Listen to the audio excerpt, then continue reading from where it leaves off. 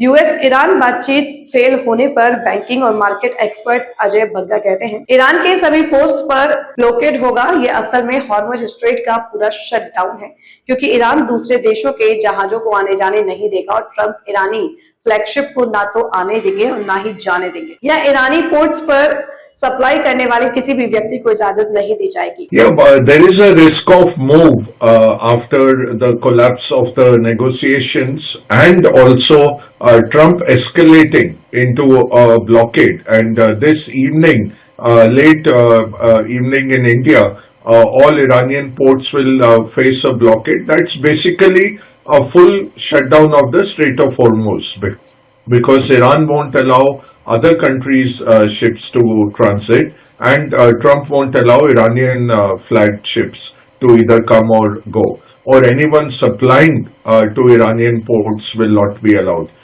So it is a big escalation. We have to see now what Iran does against this. The other thing that is noticeable is that over the weekend, a lot of US transport planes were heading to the Middle East. So all the flight trackers were noticing a very heightened activity of US transport planes coming into the Middle East. So we don't know if anything is being planned as well.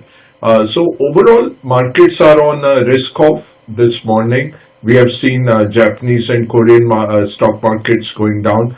Oil has shot up sharply above $100. Both Brent and WTI were up anything from 6 to 8%.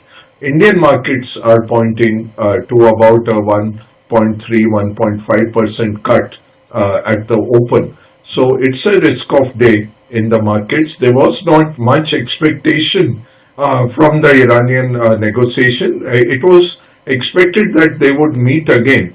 47 years of recriminations and enmity will not get papered over in one day of talks. So, but we had thought that there would be a civil end to it, and they would say we are going to meet again after 3 days or something.